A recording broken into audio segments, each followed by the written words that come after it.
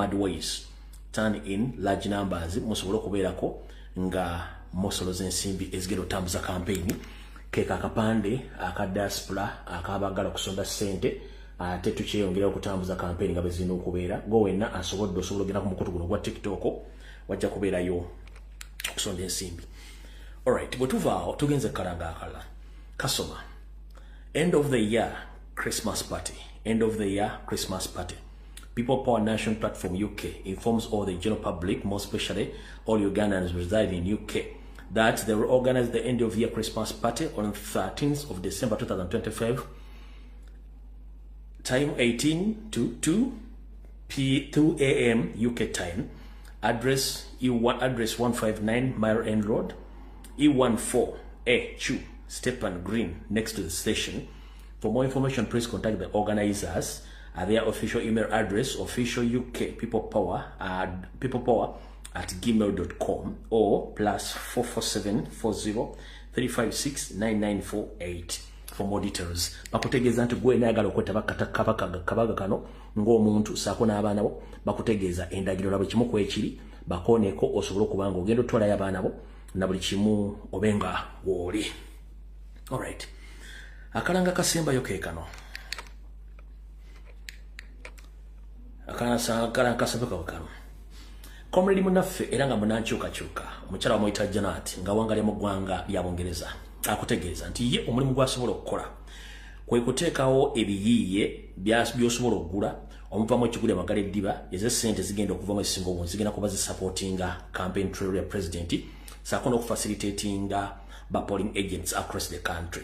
Kale wenna ayagala ebiyiiye omuli Christmas cards oba season greeting cards omuli shopping bags n'ebintu ebya byonna osobola otuukira mukyala Janet ku ssimu ye ey'omu ngalo n'abanga asobola okutuusaako ekintu kyonna ky'oyagala ku ssente ez'enseko buseko. Mukyala Janet ali ku ssimu ye ey'omu ngalo eri kasaalaba 44 79 32 37 4 nkiddamu osobola otuukira mukyala Janet ku ssimu ye ey'omu ngalo eri kasaalaba 44 79 32 37 4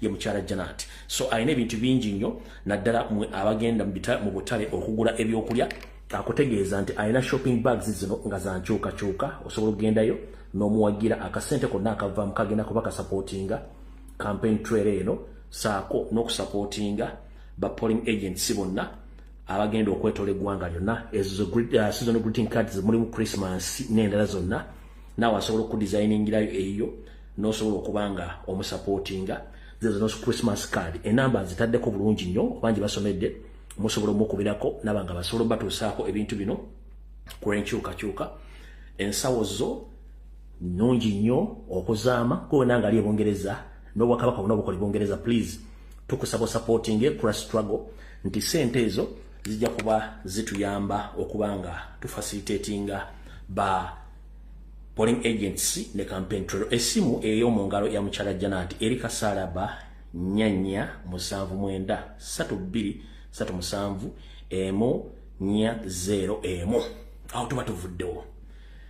Bwe tuba tuvuddewo tugenda ku video eyatuleese butereevu. Njagala osiyalinga video manyi bagikwatamu naye tofaayo okukwata mu kwa video eno mujja gisaako mitimbagano gyonna egisoboka. Ngenda kuddamu bawa ebintu bino ku mulundi ogusembayo mumpulirize bulungi nnyo.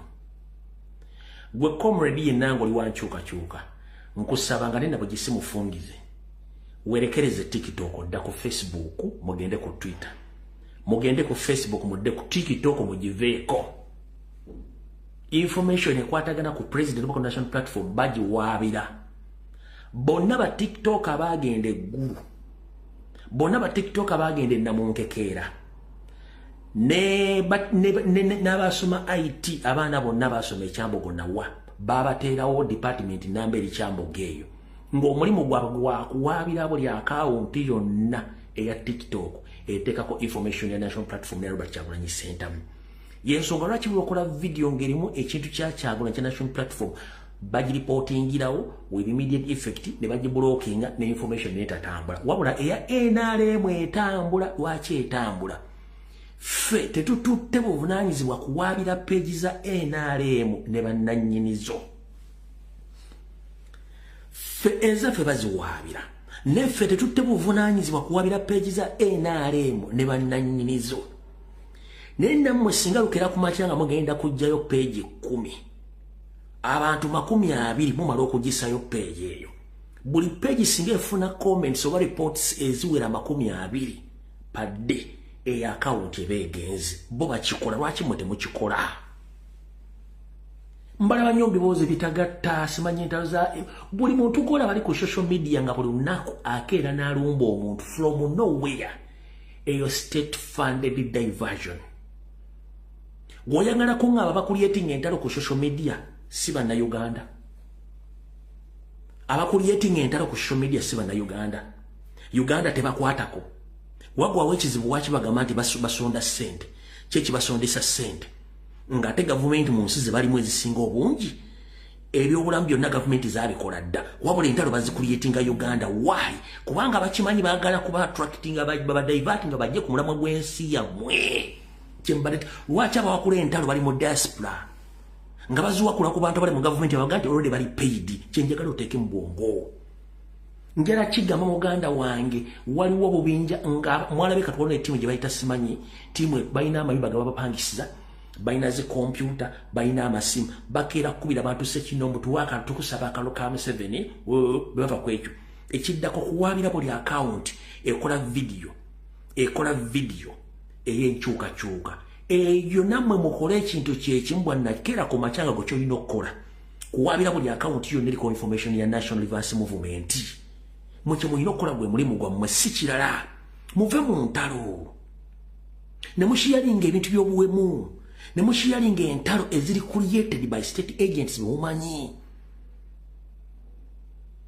lwaki mubafuula bize mu bintu bitali bya makulu gwatula ku simu notekako data n'oli ebimbozi z'okwegatta emyaka gy'olina okuva lwe baakuzaala okwegatta tekukumala kubeera mu magezi nti okwegatta sikyasobola kulaba mbozi akwegatta ku myaka gyonna tukyasolaga nti sikyasobola kulaba ntalo ziri mukuwemula ku myaka gyonna tusobola kuma nti entalo zibateekawo zino zidivatinga abantu gw'olina akera ku makyanga atadde olutalo lwakuwemula kuwaayiriza kukola buli kimu nga tayogedde ku nsonga neegi nga ne gobogeddeko taddamu kukola kintu kyonna kino nkugamba muddeeyo ku Facebook ne Twitter oba ne YouTube muve ku TikTok atakulekera n'otumulekera ennyanja ekutoomera mudde ku YouTube mudde ku Facebook mudde ku Twitter TikTok mugirekera abachina omulimu gwammwe kati gwakuziwaabira nga bwe bawaabira ezaffe tiimu zisasula $3 buli wiiki okukola omulimu ogwo mba temukimanyi mumusigale ku TikTok awo tuvuddewo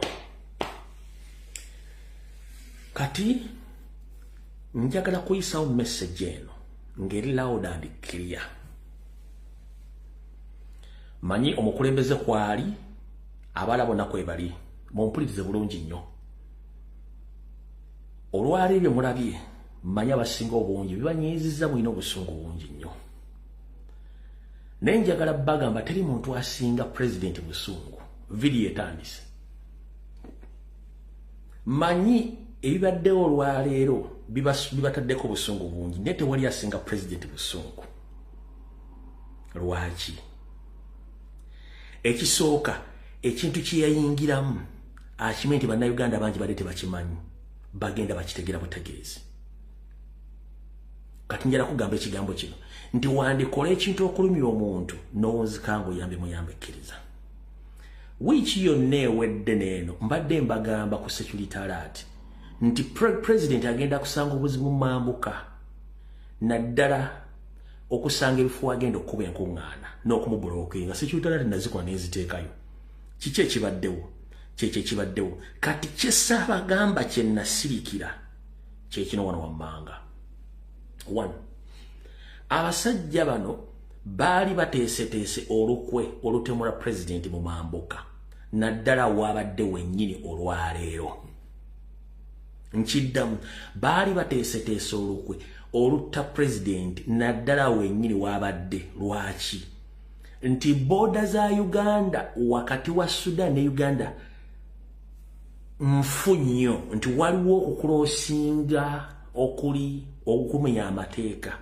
emmundu zisala ziva e Sudan ezingira e Uganda neziva Uganda nezigenda e Sudan so illegal immigrants bakola border crossing ezimenya amateeka so kyangu nnyo omuntu okuyingiza emmundu e Uganda nakuba omuntu esasi naddayo e Sudan eyo mission ebaddewo nze nasooka nenjifuna 2 weeks back nenziramu nenjifuna ennaku gye zivuddeko nene njagala abantu basooke bakole observation balabe naye nga kye baagala kiri ekintu eki baagala spark oba kye tuyita provocation of provoking a president wabula njagala okubaza president njagala okubaza bakomredi wenna abadde ku campaign trail olwalemwe balinyo mwe balire ddala ekigambo kye bayita provocation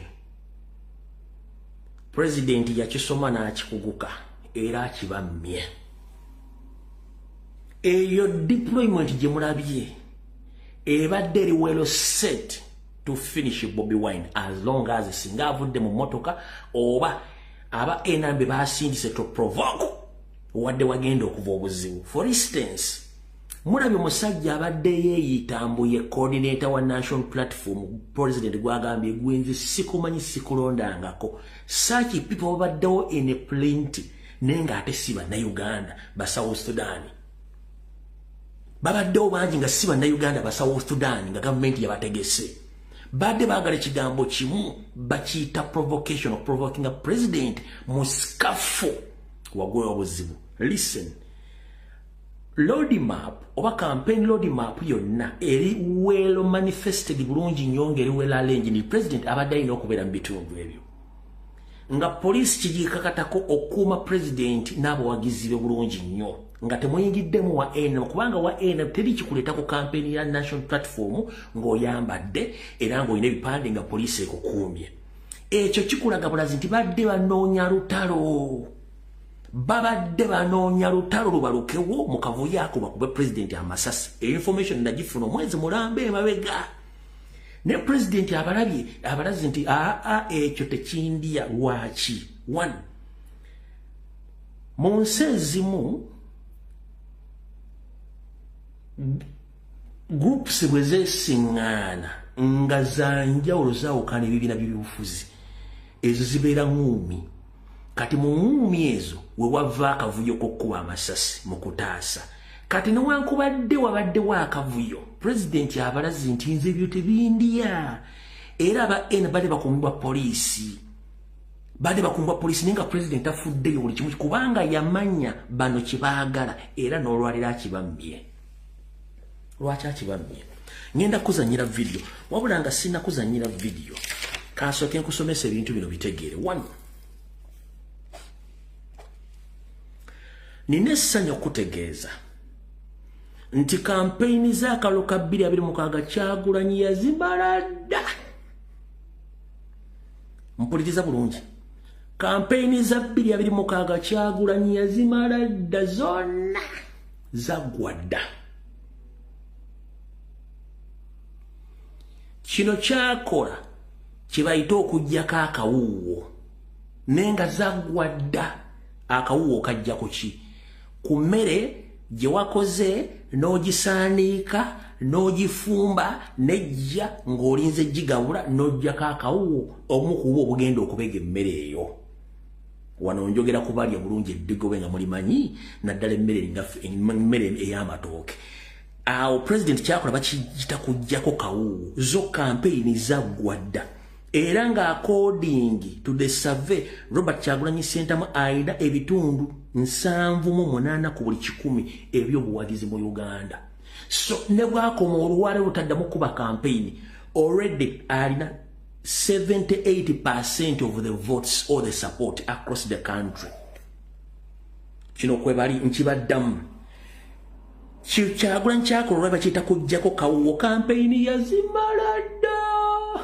dda ne bwakomaawo alina obuwagizi ebitundu 78 ku buli 100 ne bwe zikomaawo n'ataddamu okuba lukuŋŋaana wala alina ebitundu 78 ku buli 100 kampeyini yazimala dda Nyando ne banne beetaaga okukola ki okutambuza kampeyini ezo kati wano we tukugambira saagala onyige comrade saagala oyombe kubanga Simoni omusezi byamu kama talina kyagenda kwogera ku poliisi. Talina kyagenda kwogera ku blocking Robert Kyagulanyi Ssentamu. Already mwategedde dda buli kimu ekimukwatako. Wabula ani afuna mu kublokingibwa kuno? Kankunnyonnyola uli bulungi. Ani afuna mu kublokingibwa kuno? First and foremost, Robert Kyagulanyi Ssentamu National Platform President era President yafuna mu kublokingibwa kuno. One, ayolesa n'alabisa poliisi, amagye ne commission tibali incompetent mu kibakola.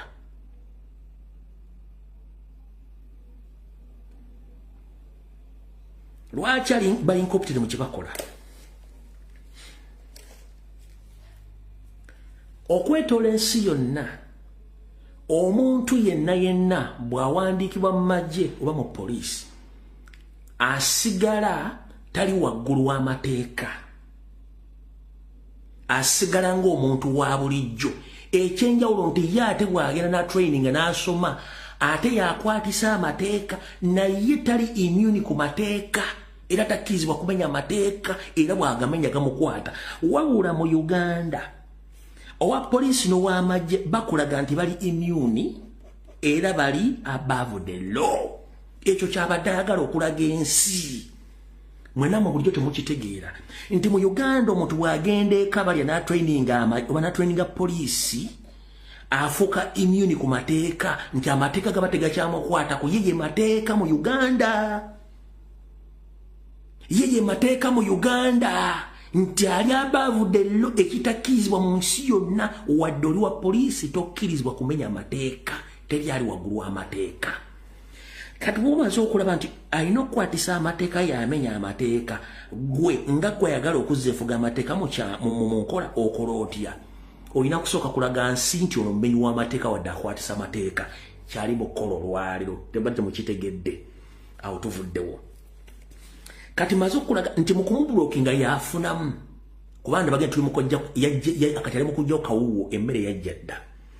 Kati wulira kino ekyokubiri, Robert Kyagulanyi Ssentamu okumubulookinga kino kye-exposinga NRM candidates across the country. Kubadde temukimanyi. Okubulookinga president wa National Platform, president omunoona eggwanga Uganda, kiba kye-exposinga abakandidate ba National Advance Movement bonna across the country. Gwokimanyi eri aba NRM nga balaba ebikolobero poliisi byekoze okubulookinga ate Kyagulanyi banyiiga. Era nekibali bamutadde muto kimuvamu n'agamba nekimala kimala kati ngenda kulonda Kyagulanyi.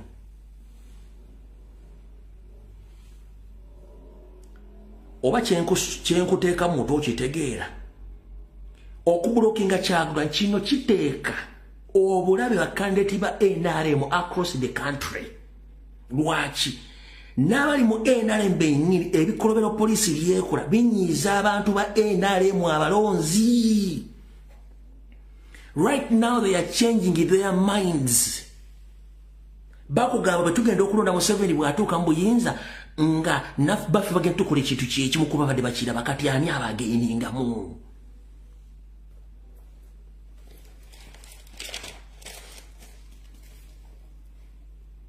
Nkyakuwa ebintu bino mugenda bitambuza mujja bitegeera. Okubulookinga Kyagulanyi kikuba buli candidate wa NRM waali.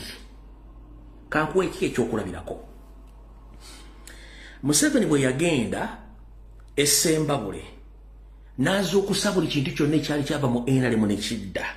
Ne bazza n'omugenzi Kuteesa, ne bazza ne Kayihura, ne bazza Banifa Kawooya, ne baleta n'omusajja yali akulira Balasi Masaka Kasejjagirwa, oyo musajja. Ne bagamba tugenda ku wiping out National Platform mu Ssembabule. Bugenzo okuziba olwaleero. Kuteesa yagamba nze ngenda kukomawo tugenda kuddamu kulaba Nuupu wano mu Ssembabule.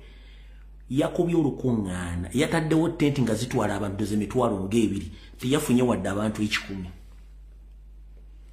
Kuteesa yakubye olukuŋŋaana nateko tent nga zisobola okutwala abantu mu mitwalo ebiri teyafunye wadde abantu abawera 13,000 ku lukuŋŋaano lwe yayise teyafunye wadde abantu abawera 13,000 nenga yewera nti agenda kumalawo Nuupu.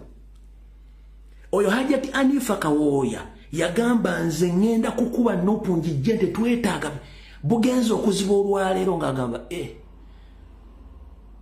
NRM tulina obuzibu twagamba tugenda kuwera Nuupu wano ne Nuupu tufuukidde ekizibu kati twali ba NRM Nuupu eridde wano wonna kati nange ndi mbuzibu kana akawala kalina Rose kafuukidde ekizibu bwe tutagatta maanyi bagenda kutukuba. Be bali ku kampeni ya Museveni bamugamba nti tugenda kumalawo ki tugenda kumalawo yena tugimalawo. Be bali mu kukaaba kino kyenkugambye guno omuzanyo baguzanya tebagumanyi. Mugenda munoonye video ya Nifa Kawooya nga ali mu kaaba nga nnalooza mutudde mabeera agasika alinga skente alinga akamente nenga nnalooza kyakabya Nifa Kawooya veteran politician. Okitegeera kati ekyo mukitegedde bulungi nnyo kati ekyo bwe kiggwa okubulookinga Robert Kyagulanyi Ssentamu kino kyongera obusungu ku buli mulonzi yenna ali mu ggwanga owa National Platform abadaga nso butagenda kati buli lwanyiga gamba ngenda genda so kati kino kigenda ku attracting numbers of voters across the country to revenge. Tosobola kuba Museveni Luyi, tosobola kuba Salim Saleh Luyi, tosobola kuba Saba Kusambe Bakama Luyi, wabula oyina kufuna busungu obugenda okulonda. Kitegeeza the blocking of Robert Kyagulanyi Ssentamu, it increases the anger of voters to attend on the voting day on 15th of January. Dozo kitegedde. Kati mwe mulina okukola olwaleero obusungu bwo bukwate mwesimu okubire buli muntu yenna alonda omugambe jajja mugende mu bungi mulonde anti mulaba akamanyiro k'abasajja bano ke kagendo tuleetera obuzibu muntu agenda alonde mu bungi teri agenda kubba akawuluko kino bonna kye bakola kye exposinga bo mukitegedde bulungi nnyo kati kyembagambye ekyo musooke mutegeere ekintu ekyo. Era mbagambye nti Kyagulanyi lwa stoppinga campaigns olwaleero yawangula dda lwaki obujulizi mbulabye buli kimu kiina yayita Mekke Luwero bagikubye ne bagifuula Makarena. Museveni yayita Mekke Luwero bagikubye bagifuula Makarena. Yayite wabe Maserengeta kyamutwalidde nga buli lala agiteekako billions 5 kitegeeza buli muntu yatendiza yafunye wakati w'emitwalo 3 ku mitwalo 5 ate abo be bantu basanze ba idle and disorderly abasinga obungi baganye okujja. That means nti already Museveni gyabadde asuubira nti agenda kufuna 100% kati ayinayo 40% 60% siye kijje kunze kinoonyerezeeko. Mu Maserengeta Museveni gyabadde ayite uwe kibadde kimwetaagisa okusasula emitwalo 3 ku mitwalo 5 okufuna omuntu agenda okujja ku kulaale ye abanywesezza amata abaliisizza nga alina obbazaayo. Kitegeeza ki luli tebibaddeeyo ani asikowalinga Kyagulanyi asigala asikowalinga. Kati mulina kye butumunategeera kyekino wano wammanga Kyagulanyi akuba kampeyini emu mu constituent mu district Kyagulanyi akuba laare 2 buli district oba 3 bafunye obudde naye nga abagoberezi bonna n'abalozi bavudde mu constituencies mu district yeeyo so see outside those districts. Do you copy that? Kyagulanyi akuba laare emu mu district oba B nenga abantu bonna bavudde mu constituency oba mu district yeeyo. Museveni akuba laare emu nenga asombye abawagizi okuva mu district 5 bw'oba wasoma kitegeeza ki kamala okunywa ku mazzi.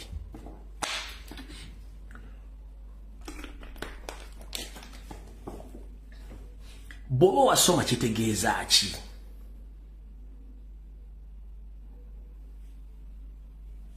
bw'oba wasoma kitegeeza ki Kyagulanyi agenda mu district n'akuba laare 2 ku 3 nenga buli laare gyagenda okuba abantu ba mu kitundu ekyo tebava bweru waayo. Museveni akuba laare emu oba 2 nenga asombye district 5 okwatendinga laare ye eyo sayini ekulaga ki talina bawagizi talina bululu kitegeeza nti omusajja ali ku pressure. Bw'omaze okitegeera ekyo ngenda kugamba nti buli muwagizi abadde afuna wakati w'emitwalo 3 ku 5 kitegeeza talinawo kalulu. Kati ngenda kugamba wandikola ekintu okulumya omuntu n'owunzika ng'oyambe muyambe ekkiriza wattu enswaso etayanula yereege engalabye. Ekyo kye bakola kiyamba Kyagulanyi. Wabula togenda kunenya bya Mukama, tagenda kujja yogera ku kintu ekyo. Tonenya Inspector General of Police tagenda kujja yogera ku kintu ekyo kubanga ani knowingire under their system of set account educated cow tebamanyi kye bakola nti bo kiwongerako buzibu tebakimanyi. So kati maze okuwa preamble na buli kimu ani afunamu keeping on encouraging people to turn in big numbers to vote. Ekibalo kiri kitya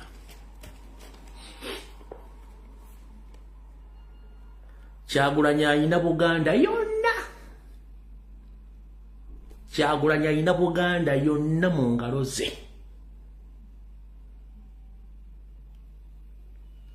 Kyagulanyi ayina Busoga yonna mu ngalo ze. Wandiika wano, wandiika ebintu bino. Ebitundu ebisingamu abantu obungi mu Uganda bagiyita Buganda ne Busoga. Si bwe kiri? Kyagulanyi walina obuwagizi obungi. Kati oba alina obuwagizi obungi abantu abo bonna ne bakwatibwa obusungu ne bajja balonda ku lunaku lw'okulonda. Ebitundu ebirala batalonda. Amanyi calculation. Busoga singa eronda mu numbers ne Buganda neronda mu numbers in flavor of Kyagulanyi sentamu ebitundu ebirala by'eggwanga ne bitalonda. Lwaki? Kati bw'oba oludde obirina Busoga ne Buganda. Mumambuka president ni wajjayo 30%. 30%. Mumambuka. Mumaserengeta nayo najjayo 30%. Eno Museveni jabadde agamba nti waabwe najjayo 30%. Nagenda eri mu kiikadyo kyatanagenda Kasese Fort Portal wa naye najjayo 20%. Museveni abalina ludda wakalu.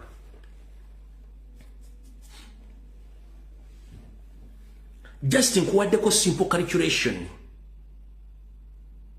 Nkuwaddeko simple calculation. Naye nga ne Museveni yayita ewaabwe kyadde kimwetaagisa okusomba abantu.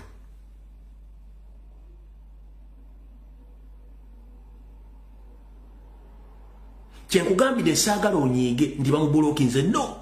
It was a blessing in disguise to expose the animal police, to expose the electoral commission. Kuba electoral commission tejja kuvaayo kwogera kigambo kyonna about that. One, president abazannyo omuzannyo nti ne kye baagala tagenda kibawa ekya provocation nga baagala chaos omukuba amasasi tagenda kibawa. Kati kansoke nkuzannyire bino. Tutandise na kano. Naye ndowooza kansome message eno. Message eno esoma bwete. Mr. President Kyagulanyi Ssentamu ndoza kwoli ne timu gye watambudde nayo. Essaawa ziri 2:3 nga mmaze okuwa abantu analysis obutanyiiga baencouraging abantu okulonda ani afunamu. Eno message eno bagiyita radio message. Wulira. An order has been issued via DTG. Mwenna abasomako wano abadde mu system ekituyita DTG mugimanyi. An order has been issued via DTG. Date, time, group, radio message, December 5th, 2025. Stroke 1700 hours by CDF. Authorized by Museveni to cause very serious physical disability, clipping Bobi Wine so that he stays in wheelchair the rest of his life. The provocation was to make him walk through them the provocation was to make him walk through them so that they break his legs and hands, causing permanent disability. Ndozo kitegedde. Eno bagita radio message atamanyi abosirikana bya bukesi mukitegedde. Eno radio message eyita ey'ebitongole byonna omuli police, amaje, prisoni, SFC, puso byonna kasasiro biyita ne bafuna information yonna no wa traffic agifuna okumanya kye kigenda okukolebwa kati eno message eyise olwaleero naye babadde baagala provocation njikuddiramu. An order has been issued via DTG Date Time Group radio message December 5, 2025 1700 hours by CDF Muhoozi Kainerugaba, authorized by Nyosed Kibaburwa to cause several physical disability, crippling Bobi Wine so he stays in will the rest of his life. The provocation was to make him walk through them so that they break his legs and hands, causing permanent disability. Kadda mukitegedde kyenkugambye nti ye yabasomye nga abamanyi. Njagala otunulira omunyalwanda ono ate si wa polisi wa SFC. Oyo musajja si wa polisi wa SFC, oyo gumulabye oyo lwakuba nti yeteeka mu polisi wa SFC. Ono amanyage ngenda gafuna nekyentegeddeko nti is SFC commando younger brother to Kahanga Mohanga. Ono bw'otunulira face eno kwata face ya Didigi ogiteeke wano, kwata face ya Kahanga Mohanga ogiteeke wano kojja wa Muhoozi, kwata face ya Didigi neze nyinde ziringa firimbu z'Abayudaaya. Kati ono younger brother ku Kahanga Mohanga kojja wa Didigi yoyo omulaba amanya nja gafuna very soon. Kati yodo yabadde ni command nakugamba bava ku mateeka bakozesa masimu, tebakyasobola kukozesa mateeka gali mu ssemateeka, bakozesa simu. Ono muto wa Kahanga Mohanga kiba kitegeeza nono kojja wa Muhoozi yono wano mukana akatambi. Speaking for me, I don't know you, okay? I am the candidate, my team is already there, some of them are arrested, and the machines are being blocked. Please open the road for us, and let us go campaign in peace. We have been non-violent, and we continue to be non-violent and law-abiding. But we are going to expose you, because you are on camera.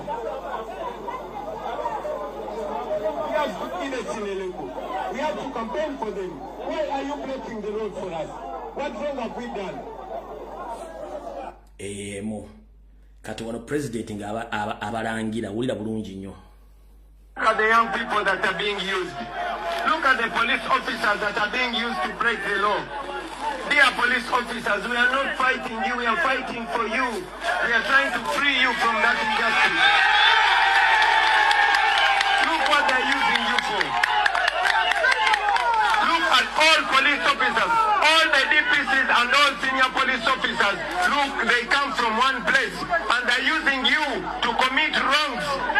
And at the end of the day, it is you that is going to pay for the wrongs that you are doing. It is the same police officer that has been following us all over the country. We are supposed to campaign in Elegu. The chairperson of the Electoral Commission knows that.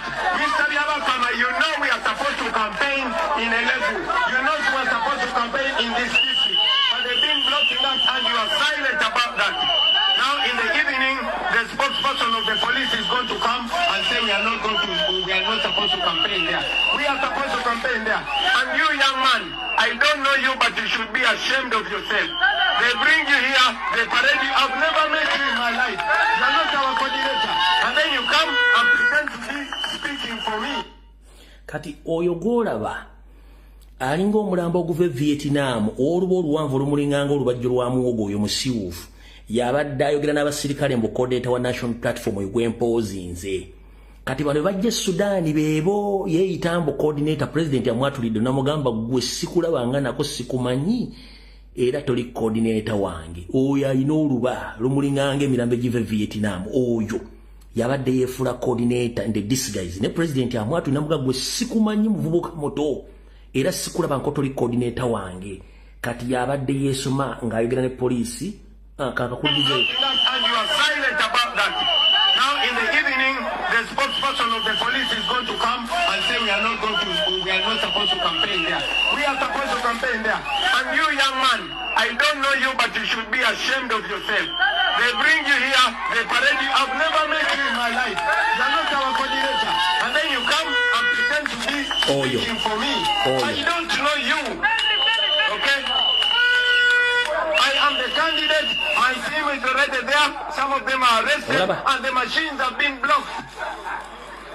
Please open the road for us and let us go campaign in peace. We have been non-violent and we continue to be non-violent and law-abiding. But we are going to expose you because you are on camera.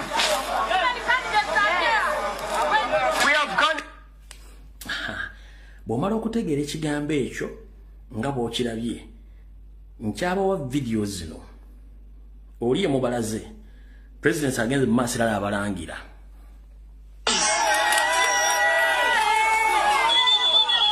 our NRM bakumbya police. All of you Ugandans, you see how biased the police and the military are. Why do you block the road for a candidate to go and perform campaign? I am supposed to campaign in Elego and that is where I'm heading now. Kati olaba oyo. First, you arrested our sound in Elego. Olaba. You blocked our venue. We got another venue and now you're blocking the road. Why are you blocking the road? Kati njagala olaba basajja ba EDA nti badde bateeseteese ekintu kino nga kyakusooka kukyokooza nga baagala kavuyo amasasi gavuge. Ng'olwedde waliwo abantu baabwe ba silence abali ready to shoot. Ng'oli agenda kuba amasasi addeyo South Sudan bagende nti yamusse. Dunga abantu bano.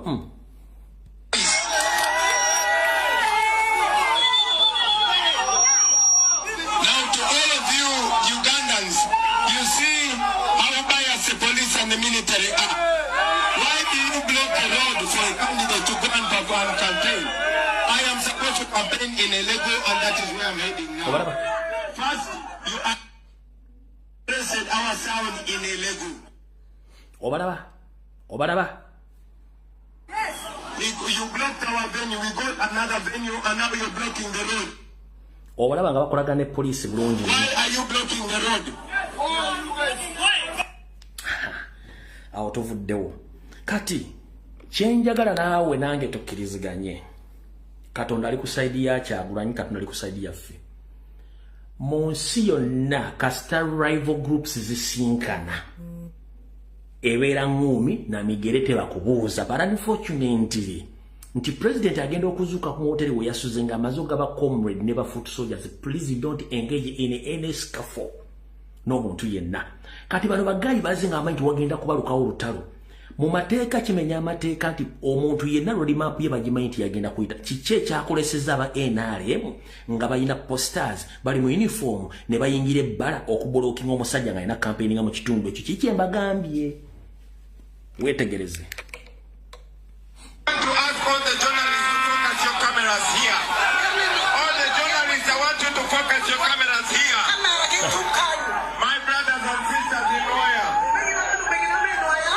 The electoral commission knows we are supposed to be campaigning here.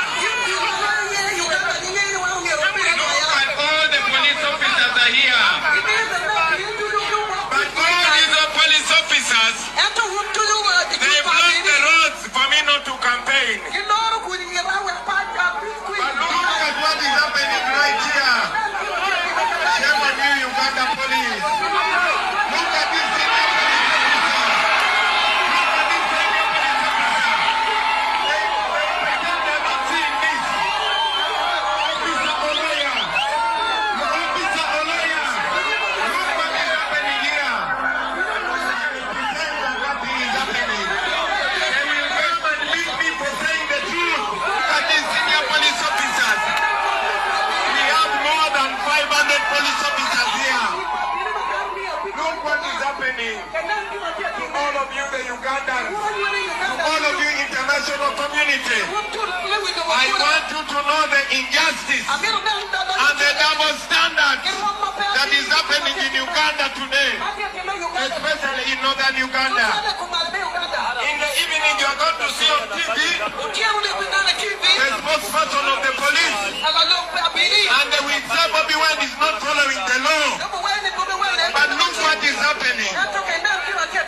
It is as if we are against Uganda police. It is as if we are competing against UPDF. But I can guarantee you, Uganda police, even the people putting on Museveni t-shirt, they want change. They all want change. Look at this brother here. Give me a flag. Give me a flag now. This is for Uganda. It is not for Bobby Wine. This is for Uganda. We are all for Uganda. We love Uganda. We want a free Uganda. We want democracy.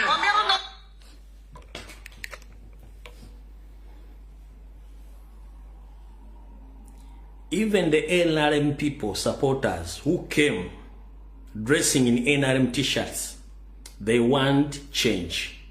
And the president stood firm. He picked one umbrella and he gave it to NRM supporter as a sign of showing Museveni's regime that all Ugandans are united. And the man was so happy, but in an NRM t-shirt. So, who staged those people?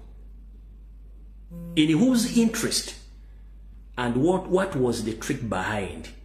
If someone dressed in an NRM t-shirt didn't make any problem to candidate Kyagulanyi Ssentamu, instead they joined him, what was the mission behind that?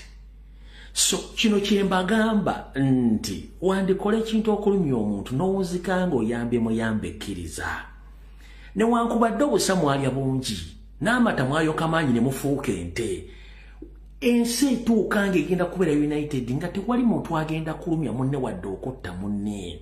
Yenna yasetiza ekintu eno kikwokyezza. Kankuddizeeyo katono nnyo wane waweredde gaayo no bendeweera. Olyoka okakasa nti yenna yasetiza ekintu kino. Wetaaga twala wa mulwadde musawo waabo ng'akujjanjabe. Kubanga mwe mbadde mwagala lutalo. Message efulumye ekulaze nti olutalo luliwo n'abadde yambadde NRM t-shirt bamuwadde flag ya Uganda n'avaawo ng'awanise waggulu. Wabaze ekiro ofunyeemu ki? Nti wandikola ekintu okuvuma okukuumya omuntu n'ozika ng'oyambye muyambe mu kikkiriza. Kankakuddiremu.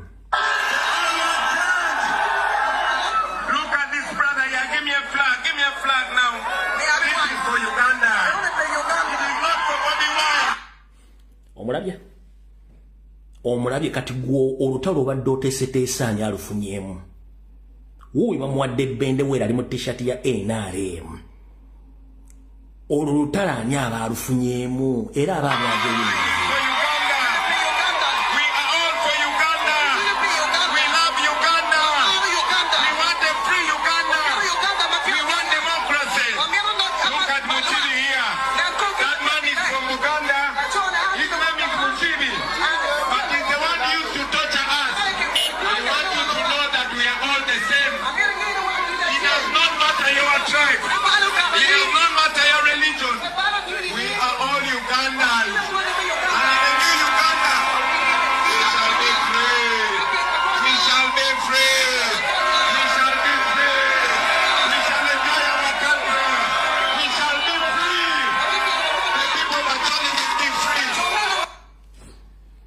Byembitero bagamba nti wandikola ekintu okulumya omuntu n'owuzika ng'oyambye muyambe ekkiriza. Kati ono abadde maama Vice President of Northern Uganda Zena Zedriga ng'ali mu kwogera n'ekisajja ekyo kyembagambye ekyo.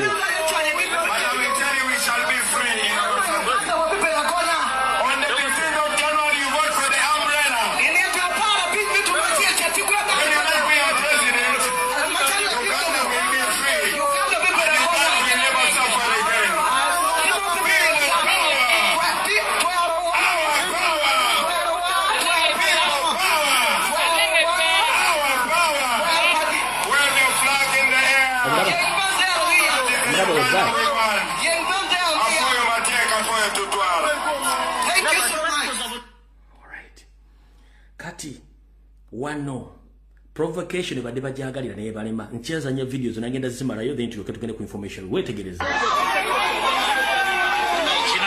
ekifaananyi ekyeri eggwanga buli muganda wange atugoberera essaawa zino. Kino ekifaananyi kiraga ki? Kino ekifaananyi kiraga ki muganda wange gwe agiriko agigoberera essaawa zino? Tambuliza ka message kano, tambuliza ka message kano. Kino kiraga ki? Kino kiraga ki? Ab'ebyokulonda, kino kiraga ki? Abalwanyirizi b'eddembe, kino kiraga ki?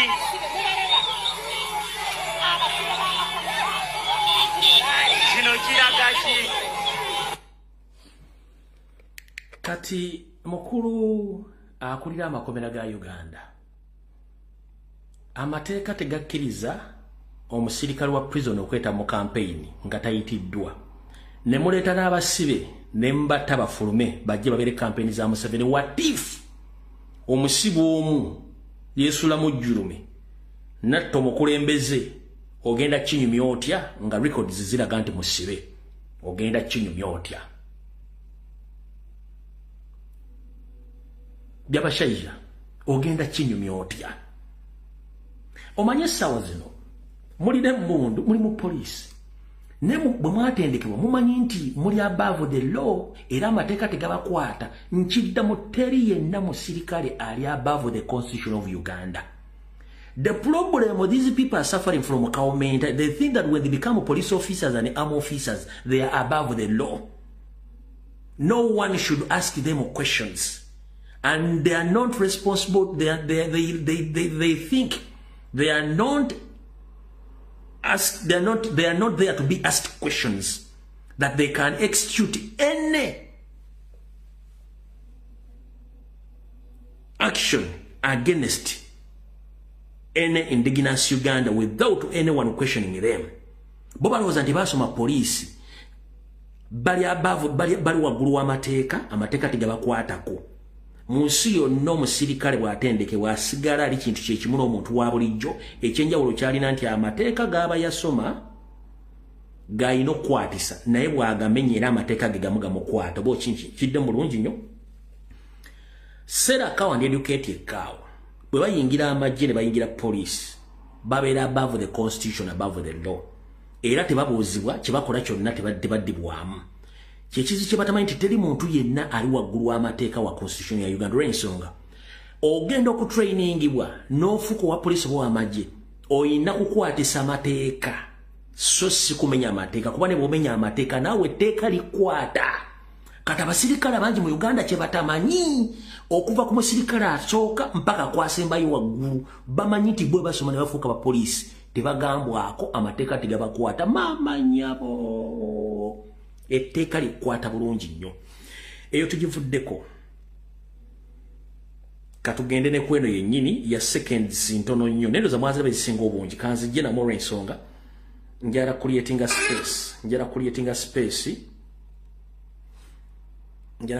space agendo zinsaba oyinza obutazifuna olw'ensonga ngenda kuzijjamu obudde nina butono nnyo kuba information nanyingi enjagala okupresentinga wano, so kati oyinza obutazifuna. Kati nyumba mumaze okiraba n'okitegeera wenkuddizayo walina enkugamba mukubulooke nga Kyagulanyi ani afunyemu bw'obadde mu ntandikwa ya vidiyo eno ffe tufunyemu. Kyolina okukola ku encouraging abantu kujja kulonda any numbers. Abantu balina obusungu n'aba NRM bennyini poliisi byekola biwongera busungu era akalu bagenda kawa Kyagulanyi. Bannange mukunga abantu bagende balonde.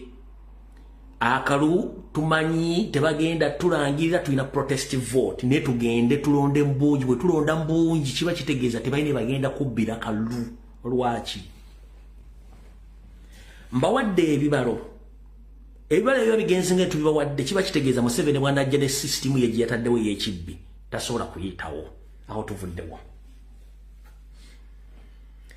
Kambawe eddakiika 3 ne seconds 21 ebiriwo byonna ebibaddewo bukyanga batandika okublockinga president birimu eno video comrade yakoze ne mu biwandiiko bya 50 ya Tusi master plan mwekyali.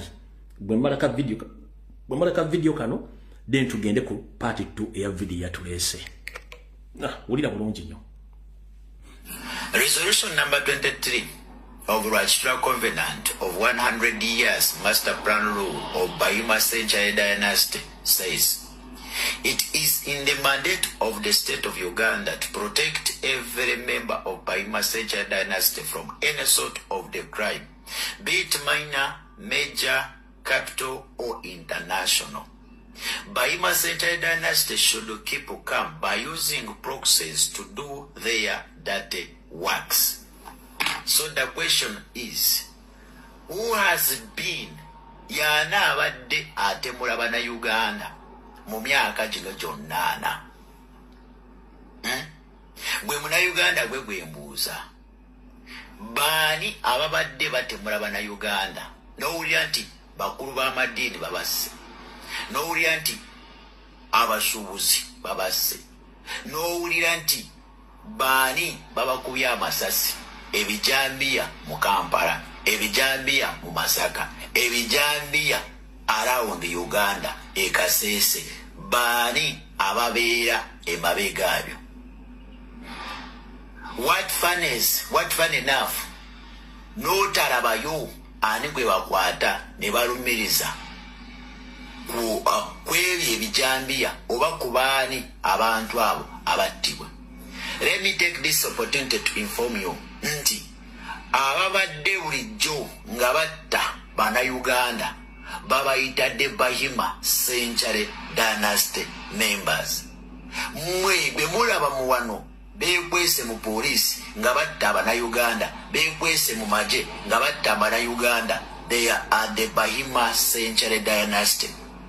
Baina protection okuva mu state. Ani mukulu wa Bahima Century Dynasty bamuyita Museveni. So ekitta bantu obanga kirimu bannamadiini oba ba businessman oba bana Uganda original, akikulira bamuyita Museveni.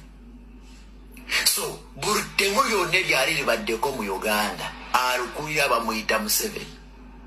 Bono bye muwulira nti zino ghetto structures manya biki byonna the Bahima Century Dynasty yebi fundraising, aba protecting ye Museveni.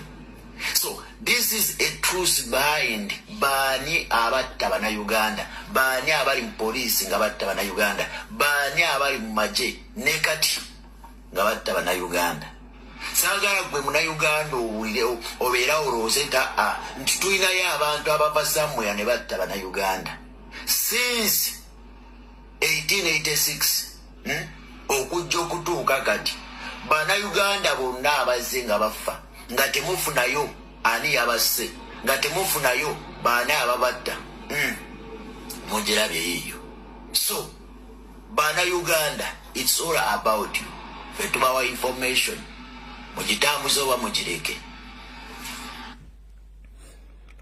Omukulu eyakoze akatambi ako we balinyo balire ddala kansulenti bana Uganda munaafunamu ekyokugera mutegeera. Buli kintu kyonna ekitukolebwako kyawandiikibwa mu lukuŋŋaana olwatulibwamu abasajja abo nga batudde erwakitula, buli kimu bakikola. Okujjako olwakagambo ke mutatekentezo bakayita proxy be bantu bakola black ops missions nga omunyarwanda tagenda tuuka kutta ggwe. Balina abantu bakozesa ku lwabo. Museveni era abantu bakozesa okuyimirizawo system ye bayita ba proxy abakola black ops mission nga teziri off record. Yensonga lwaki okuva mu myaka Museveni yayingira mu system abantu banabadde battibwa nga tebaliko records, tewaliko kintu kifulumayo. Kati olwaleero nze naawe nabazanyira video wano nga Nobert Mao n'abasajja bo Mambuka bakoledde Museveni video nga bakonfaminga ati Museveni yekkoni era yabadde atta abantu. Ani yabadde ku video zange zonna ezo nga kubaka video kanonyeza sikalaba. Weba omusango akone bwajja live nga mugulaba mwago discussingako International Criminal Court nejjako comment section. Nazanya video ezo almost for 1 week nga nazanya ka video ko Mao yennyini ngali mu ka video akakonfaminga ati Museveni ne banne be batematema abantu bo Mambuka ani ajjukira. video ezo mwaziraba nga Mao ne banne boogera nti Museveni kennyini yekkoni yatemula abantu ne bakwata abakazi ne basalako emimwa ne bateeka ne babafumita ebiti mu mbugo ne basiyaga abasajja ne basiiga siriimu. Mao kennyini nga waali. Kati Proxy ye muntu akola ekintu ku lw'omuntu omulala atasobola kikola. Kati ye Mao ne banne. Olunaku lwajjo mwagenze ku mukutu ogwa International Criminal Court. Nobody Mao nga yatuuseyo dda ali mu kwogereza International Criminal Court basazeemu case file zonna ezivunaanibwa Nyandi Yosoferi.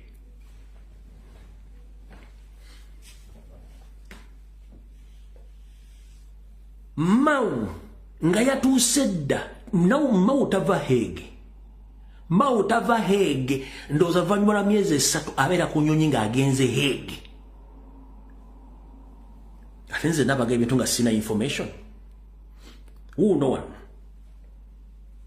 International Criminal Court President Judge Tomoko Akena and the Deputy Prosecutor Mane Maidea Niang held a meeting with the Minister of Justice and Constitutional Affairs of Uganda, Nobert Mao Bao.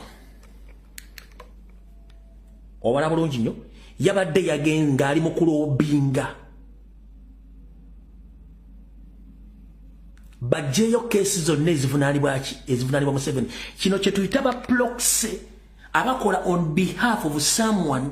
Imagine Mao alina records eziraga nti y'omu ku bantu abadiscovery ne Museveni yattanga abantu ne video gye ziri.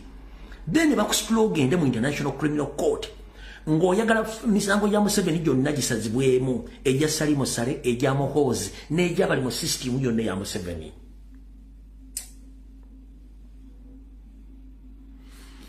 Naye Mao tali yekka. Mumulaba wano. Mao tali yekka. Mumulaba. Mao tali yekka. Ngenda balaga baani baadiringa nabo. Mao adiringa ne baani. Mujjukira ebiseera Sam Kuteesa we yabeera Minister of Foreign Affairs. We yakwatira enguzi yabo kadde FB ne muteekawo kumunoonyerezaako. Sam Kuteesa y'omu kuba forwardinga on behalf of Museveni amannya g'abalamuzi abaatula ku International Criminal Court ne International Criminal Court of Justice. Kati nga n'omu Museveni gwe yali komandinga bamuyita Solome Balungi Bossa. Solome Balungi Bossa y'omu ku basomesa ab'amateeka basomesa Makerere ne ku international level y'ono wano. Yoyo. Kati be bano balobbisti ba Museveni abatokota bannaabwe ku bukiiko obw'enjawulo across the world okujja emisango ku Museveni yoyo Solome Balungi Bossa. Museveni yamuli komandinga.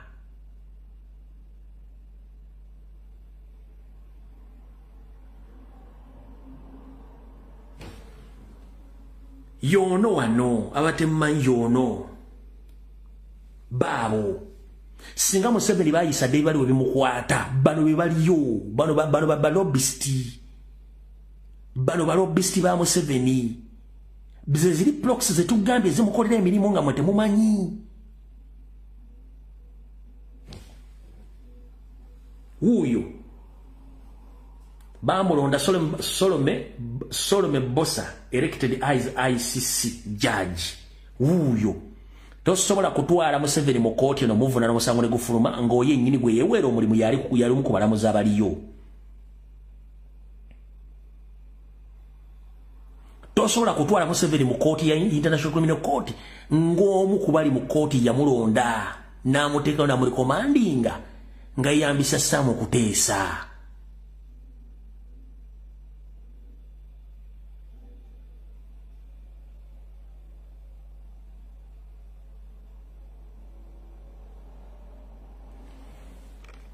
Kansule nti obwongo buzuufuse. Sam Kuteesa ng'akyali mu system ya Museveni. Museveni yamweyambisa okusindika abantu be yali ayagala babeere mu kooti ez'enjawulo n'ebitongole ebyenjawulo okubulookinga wini byanyumangale mu Oxford ono ne basindikayo nani ne Justice Sebutinde naye gyali eyo ani yamuli commanding Museveni. Those who would call it proxies kati bogattako ba lobbyist Mao Rwanda satava ku International Criminal Court nga baagala basazeemu criminal files zonna eza Museveni eza Muhoozi eza Sale eza abala bonna. Wuliriza video eno kanjikuddiremu. Resolution number 23 of Rajtra Covenant of 100 years master plan rule of Bahima Century Dynasty says, it is in the mandate of the state of Uganda to protect every member of Bahima Century Dynasty from any sort of the crime, be it minor, major, capital, or international. Bahima Century Dynasty should keep calm by using proxies to do their dirty works.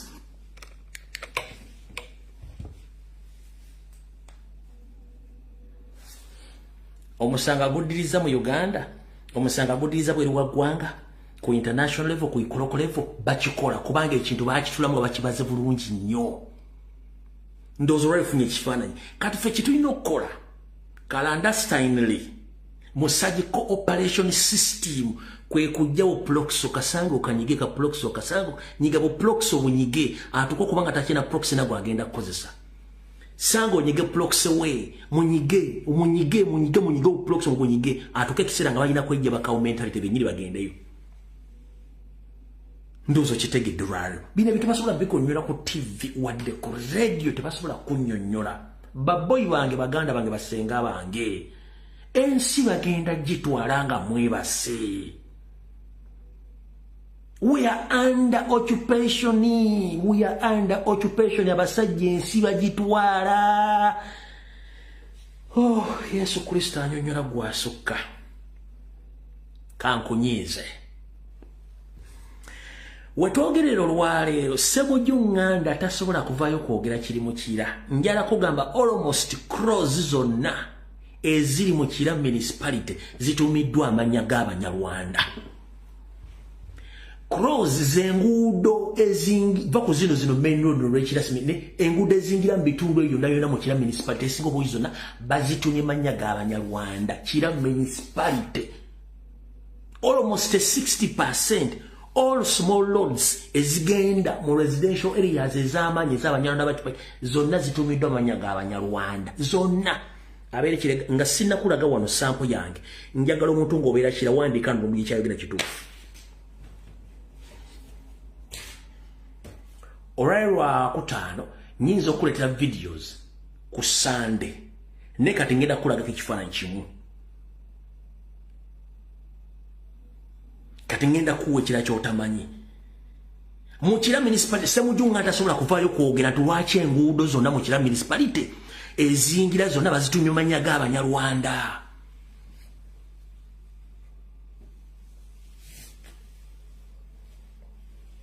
Zulaika wuya gambe kituufu.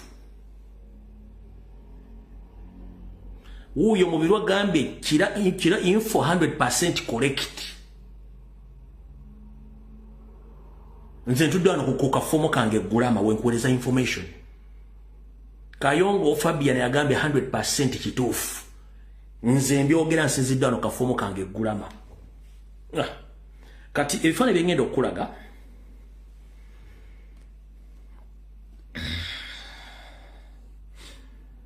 bisangwa mu kira municipality. Specifically kano bayinza okukabajjirawo Bulindo Road. Mwenna bave Kitafumba opposite Shimon. Mugende mutasanga kapande kano okujonga bakajjeewo. Eno Janet ne banne bonna balina ye ebintu. Dinde linnya bayita Ndiozimana Cross. Ndiozimana Cross. Lwakuba mwangamba nti simu yange tesobola kulaga bifaananyi ngenda kiba postingira.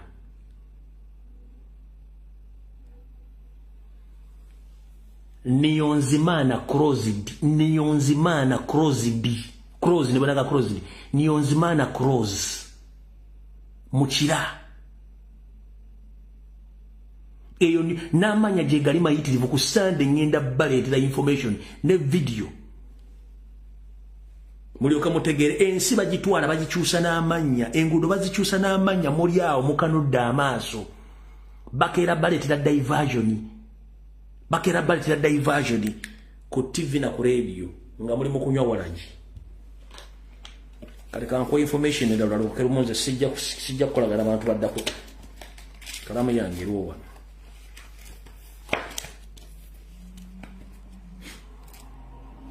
kati wuliriza boy wange lumu nabagambako nti abamu kubakulira ekitongole kyanira mu Uganda mu Nyarwanda ne tubagambako nti data office ekuŋŋanya data yenna location eraga office eriruddawa eri Kigali Rwanda mwagiraba nedda wenjagala oŋŋambire mwalaba tweet eyo eyanira nga data center esinga obunene eri Rwanda location ngeri Rwanda mwagire jagolaga mati wagiraba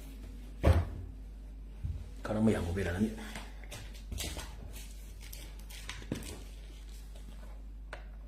okay mwagiraba Twitter twagibalaga tugipostinga nga database center agikulire nnyo ali mu Kigali Rwanda tweet mpozi banagisangala obusanguzi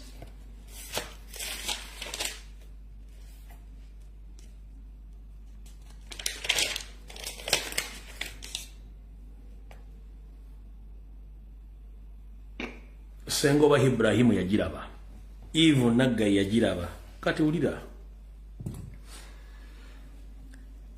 bino bivudde ku ground wenyini mukama Katonda asasira omuntu no baleme mumanya na sindika drone zangu oluvanyuma n'aba tweet eyo ne sindika drone zangu across Kigali ne bibuga ebirala gobadde okimanyi nti 40% of Batusi in Rwanda 40% of Batusi in Rwanda balina national identification za Uganda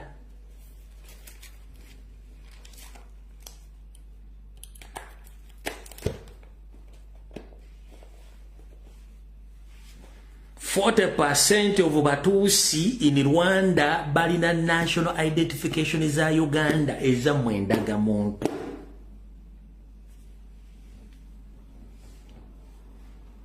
nga n'okulonda tekijja beetaagisa kujja Kampala bagenda kukozesa ofisi yaabwe eri Kigali Rwanda okulonda lwaki bagenda kulonda listen to me najja nenkubanira ng'enoonya okuligisteringa bannayuganda bonna mu diaspora nenjikuba naye bannayuganda tobeesiganga baagenda ne beewandiisa baade bali awo nga URA bagamba tugenda bajjako omusolo ku properties emulina egenda gubajjira kete egenda gubajja ngesinzira ku data gwe yabajjeeko kuba yabategedde ekyo nga kiwedde kati mu Uganda nira eri abantu abatafunana naga muntu nga beewandiisa dde emyezi 6 mwaka myaka 2 wabula bwe twakubye nira ku buyaye bwe yajja mu diaspora okufuna ebinkumu nira kiyakoze yafulumiza na nini numbers yafulumiza identification nezisindika ku embassy zonna okulwanyisa information gye twafulumya era kadi z'abantu bona bali mu diaspora singo mu zatusedda ku embassy guess what buli agendo gipikingayo olina okulekayo fingerprint that confirms nti olonze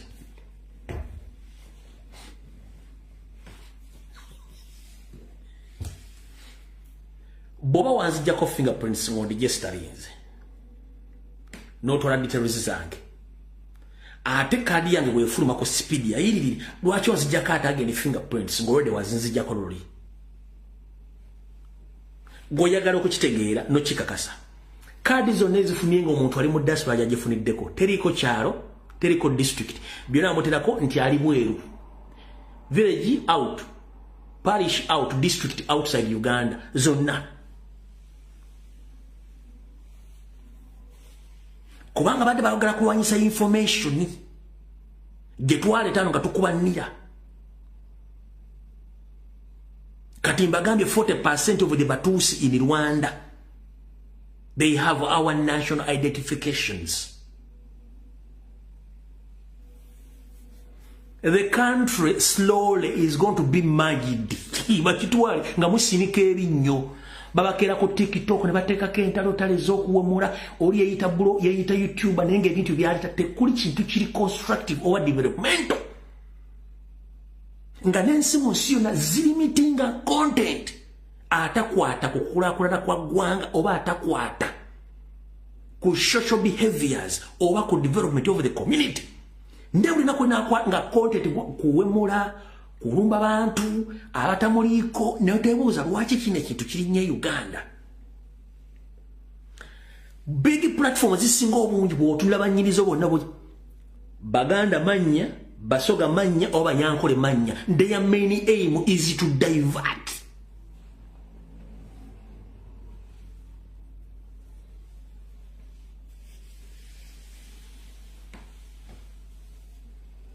okitegedde olwalero 40% of all of those people in Rwanda, they hold Ugandan national identification cards and passports.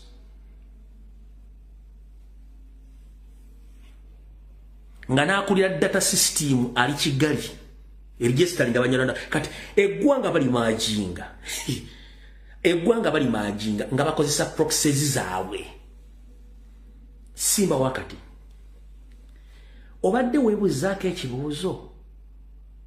Lwaki bwe twakubye Masaka ntumuyogoomya ntumuteeka wansi Mpuuga n'asooka n'adduka mu kennaku n'amala n'adda bwe yakomye Munyarwanda munne n'amusetingira meeting Mengo Mayiga ebyafulumye mwabiwulidde mu Buganda as endorsed Mpuuga Buganda as endorsed what Mpuuga Kyagulanyi ng'ali Mambuka Mpuuga ne group ye bestu ne bagenda mu bubu obwakabaka buli Mambuka mu kitundu talinayo candidate si presidential candidate abadde akimyeyoki bwe mutamanye ekigambo kye bayita ba proxy abakolera mu 7 in the disguise mujja kulwa okutegeera ensi nga bwetambula nkubuuziza Mpuuga butumala omukube Masaka Mayiga bamukutegeeza z'omusajja afa gwawo n'amusetingira meeting era ebisajja byaga ati Buganda as endorsed Mpuuga bwe baavuda omusetingira meeting n'omukulembeze w'Mambuka awo Kyagulanyi abadde byonna ebadde bisetinge eyo provocation ebadde well set nga n'abantu bonna Mpuuga byatambule nabo abamu babadde commission ey'okusanya mu Kyagulanyi mutemuna kitegeera bano bonna Banyarwanda Mpuuga gamba tuddemu tutuule tusetinge terms and conditions z'eggwanga ngani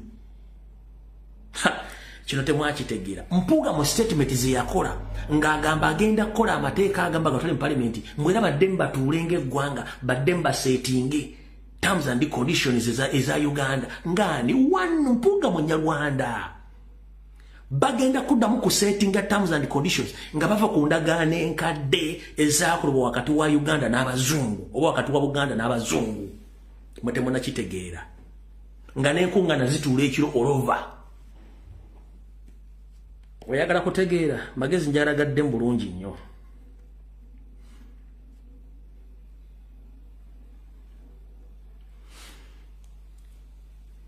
nabatedde video ya Mukasambidde wulira byagamba lojjo tegeera ono Mukasambidde yayogeredde ddala openly who is he taata we yaani abaluddawa deal with it and Museveni knows that he is a Munyarwanda.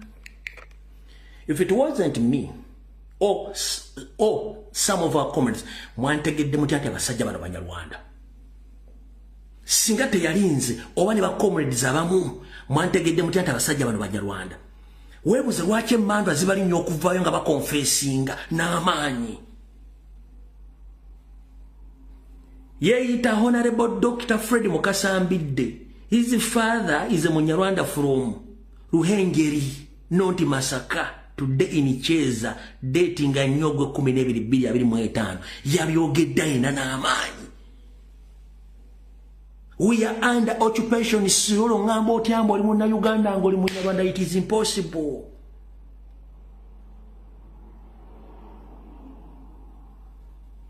tosobola kunganda oli Munyarwanda wali wensi gye bayita Rwanda why don't you go back to Rwanda Uganda is for Uganda, it's not for Rwandese. Ulira, sagala onyege. Agamba ndiwe Masaka. Nita. Eyo ninayo byange. Alo yogedde kumpi Masaka. Ndiwe Ruhenjeri. Obo yakala kumulaba wano.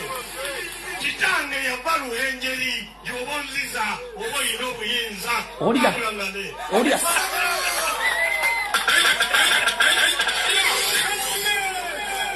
Ne president wa Uganda akimanyi nti ndi wano, akimanyi nti ndi muna Uganda, akimanyi nti ndi munyarwanda, era akimanyi nti nze ngenda okuba memba wa parliament wa Uganda. So, Mr. Simon Wakama, the dice is yours. Someone stood firmly. He confirmed that his father, he's from Ruhengeri. That is Rwanda. And he said that he's a Munyarwanda. So he's in Uganda contesting to become an MP.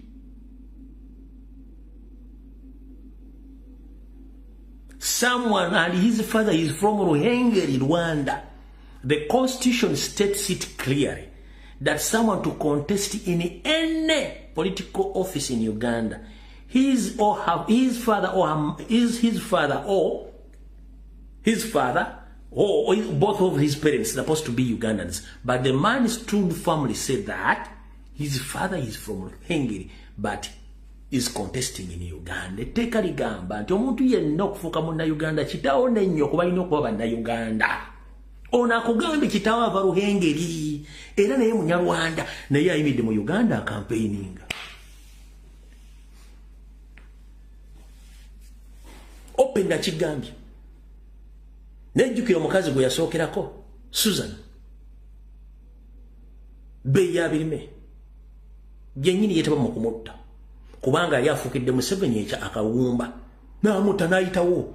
Scott Free n'agenda nga tewali amukutteko. Oyo abadde akola black ops mission mu opposition mu DP nga eliminating buli muntu wa DP yenna afudde. Cardiac arrest, blood clot accident. He's among the people abadde beetamu okutta abaana ba indigenous banna Uganda. Buchanga ava ku university abadde avuga escalade, abadde avuga zibenzi nga talina mulimu kuba tawusanga kuwadde enkoko yaganya okubiika. Abadde abeera mbula mulungi tava bulaya tava luddawo centers jawo babadde bakolanga black ops mission. Nenga gumuka Fred Mukasabida amuganda munange newako badde alina amaaso agatangalijjanga ng'embwa kumbe embwa yennyini.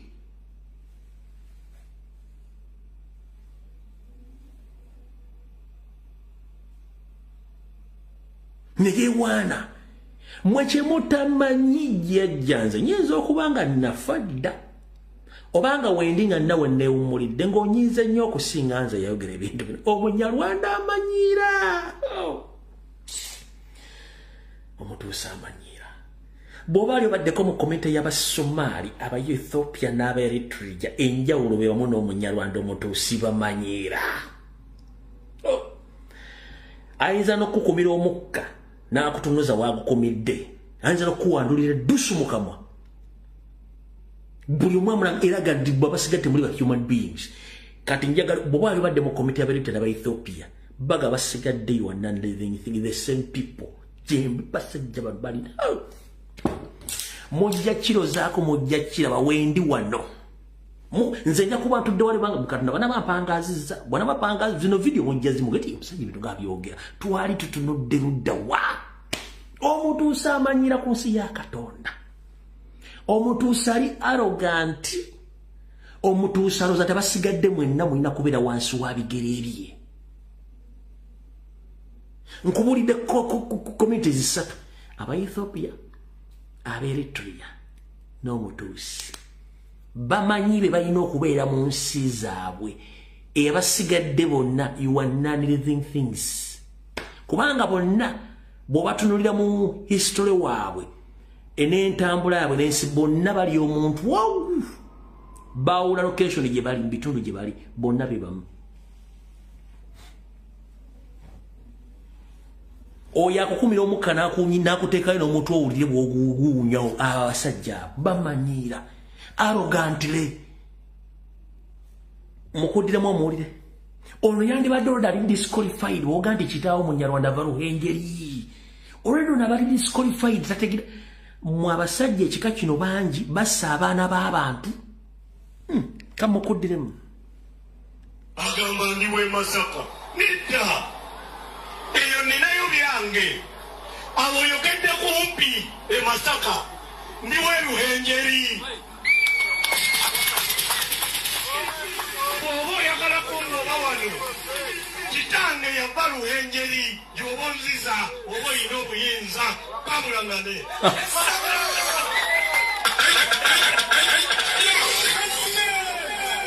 ne pulezidenti wa Uganda akimanyi nti ndi wano akimanyi nti ndi munnayuganda akimanyi nti ndi munyarwanda era akimanyi nti nze ngenda okuba memba wa palamenti wa esambo n'omusendere Uganda mbukabulangane that means akulaze you are nothing to them naye kyebamanyiko kiri ekintu eki balungi mu kwasama balungi mu kutiisatiisa bwe kijja mu physical fight oba ekintu kyonna ekirimu omutwe tebategana mbamanyi balungi mu kwasama n'okutiisatiisa ne bwe kijja mu kukozesa wano ng'okozesa wano merongotobolangata wano ng'okozesa mutwe n'okujjogama nti kati tuyimiridde ng'abasajja wadde sina kyakubansi tuyimiridde ng'abasajja tebasobola they can't kyebasobola kiri ekintu kimu nti alina omuggo wagukutte oba ejjambiya naye kitegeera nti wano mutwe banafu nnyo balina pentiyamu ate ffe tuli ku Windows 12 balina wano ku mutwe balina pentiyamu ate twebesigere mu Uganda balina Windows 10 plus bwe kijja wano mu physical tebasobola kyovola batambula n'emiggo physical tasobola ne mu kulwana kwennyini okw'emmundu tebasobola olutalo baganda ebalulwana tekuli munyarwanda bonna batukinganye esasa tekuli yali mu lutalo lwa mu 86 mu 8 teyaliyo bonna bali baganda so kyemba bamanyiko ate batitiizi balungi as long as nti omwaŋŋanze kyagenda okukonsentrate kiri ekintu ekikola kutemula oba kuwa butwa oba kuloga those are the three options bw'omweŋŋanga n'otamujjaawo bw'aba tagenze kuloga agenda kukola okulwa kuwakatwa oba lwakutemula kutematema those are three options only tebalinayo kintu kirala they can't reason bw'omulizoninga ng'anyiiga abaana babeera mu companies ezo gye mukolera mu Middle East ne mu Uganda kebereirako abaana bagenda Uganda mu kusooka baggayi bano era bakozinganga entalo mu kampu n'abaana abazibwanga abaana bayindiginansi abatoolo abasoga abanyankola balugwala n'abaganda baddizibwanga nga bavudde Iraq kyavanga ku baggayi bano arogansi yaabwe alidda kuse najja kuddeeka munabakubira omukka tawaddagambye wadde excuse asanze tawulo yo gitaddaawo n'agyesiiga n'agikusuuliraawo n'alya emmere n'agisuula ku buliri bwo n'omusanga yambadde shoti oba engatto zo ng'azambadde takusabye agamba kola kyokolo ogenda kunkola ki kati golo kuba tosobola kontrolinga angayo ng'olwana owulira nga komanda nti agamba bani abalwana nti gundi yalwanya nti katuba okuba nti bamanyi nti oli bagira ku orders gamba n'ogwo gamba n'ono era gwe kubazanga e Kampala bino ebitabo tebagala byogera byonna kambyogera obubitegeere obusirwa bano abantu ne mmagye e Kampala wekityo bwe kiri ne mu polisi wekityo bwe kiri kyobula bakozesa proxy abantu abeekusifu bakolera emirimu tebasobola kwekolera mirimu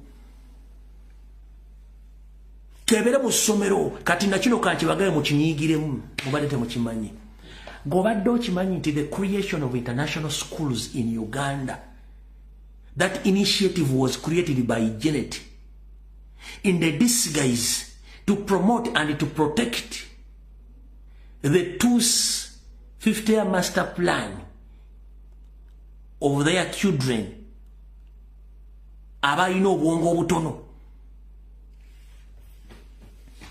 ekyakulyetingisa international schools mu Uganda Janet yakimanya nti abaana balina low capacity of understanding n'akulyetinga international schools nga n'abaana ekyo kyabasomesa ekikulu babasomesa luzungu ebisigadde it's the responsibility of a teacher and UNEB to make sure those kids pass exams. Kunokuliko abasomesa mu ngambe kyenjogera kikyawulimba. Janet ya creating international schools zonna kyebasinga okusoma their emphasis is to teach those children English, strictly English. The rest okutuula ebibuuzo n'okubayisa it's a responsibility for UNEB. Bonna bayita naye basomese kumanya luzungu okutuula ebibuuzo buvunaanyizibwa basomesa okubibatuulira ne UNEB bayisa kyekyo abaana baabwe strictly. Nkyogedde mu ddakiika emu kamala okunywa amazzi akimanyiko kiwandiika nti lumbi kyayogedde njaga nakugamba kati njogera n'abantu benjogera njagala ogambe nti lumbi ekyogedde kikyamu oba nti kituufu kubanga abantu babimanyirwa kuba nti basize bibagamba. Mu ddakiika emu nkulekedde comment section.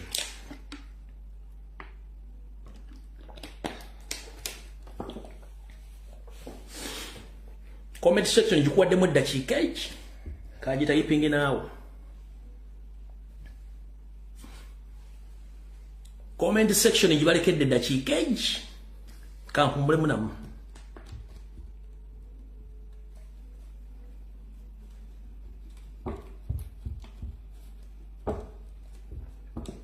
Mbalekedde comment section gibalekedde nze mpummudde.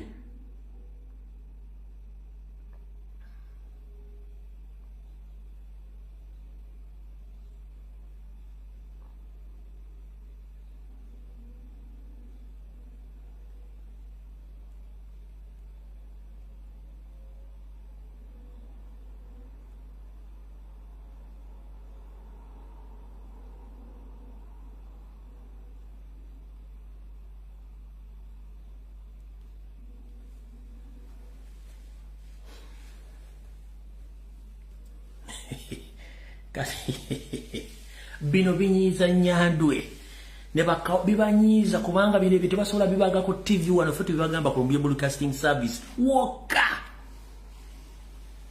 jo abadde ko kampeni za Nyandwe Janet Wataze nasindika mwala we mwabadde ko byayogedde ki era abantu bona bagambye eri gyabadde ne bana musajja bono bongo tebokola yazala damage ng'omwana tasobola kuwa speech kulwa mama we nga tasobola nga n'olunyankole lwayogera abantu baluma yogane kiki kino kati bawulira bafa ngenda bakarakata bawulira bafa ngenda bakarakata mbwa mmwe bawulira bafa amazima gabaluma ono jena kyekyamukulyetinsa international schools ne bajjawo pre-entry exams zonna ezali zirina okukolebwa omuyizi yenna ogenda okusoma amateeka ne bazijjawo ne bajjawo pre-entry exams ez'abagenda okusoma obusawo ne bazijjawo nga ente ejja buzibwete ate Lugaju wagamba ki ndi aho omwana ogamba ki Lugaju nejja neyingira essomero nesoma negenda neyita iyo Lugaju ejjokuwa eddagala efu nga kuba teyasoma yo yayingira buyingizi kumaliriza ezo Lugaju nyingi ate kwe bali bangi kuno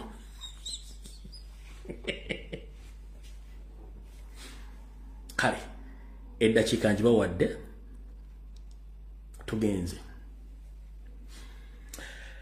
olunaku lwaleero bakomedi baffe bakomezeddwawo Kanyenya mu kooti bakomezeddwawo omulamuzi nga bulijjo ne banne abali mu kooti omwo naye obuzabuzanga abafuka banaaba so nga ate abantu bangi abalina emisango gya Nnagomola abali related ku state bateebwa wabula nga nabana emisango gyabwe gibavunaana bakomedi waiso Mufumbira n'abalala emisango gyabwe tegiriko nabujulizi n'abajulizi tebaliiwo era babalesa olwa babadde nga batambuza obutambuzi okuva oluziro ekitali abaleete babereko mu kooti awo okutusa ebekyazi bagedde kimala akamanyiro kasusse ne bava mu mbeera ne batabukira omulamuzi ne kooti yonna wano ekooti emujira efulumya abantu abali related ku state abalina murder case ababbi abatemu naye bano ba comrade abatalina misango nga ne state eganya okufulumya abajuliza babalumiriza babaleta mu kooti balinga balambula omulambuzi ne abazaayo kati waliwo omukyala gwe bayita Nambuya oba siteeti atono mukazi gwe Nambuya nina okunoonyerezaako wandibanga toli muganda teri mukazi alina mutima mubinga Nambuya mwenna bamanyi omukazi oyo ebifaananyi bye yasula abaana be kitaawe n'ennyina mumpe ebifaananyi bya Nambuya omukazi onayinza okubanga munyarwanda nga si muganda omutima gwalina ku baana b'enkyukakyuka mubi nnyo bakomredi b'ekyange ne baga nti ekimala baaba nowa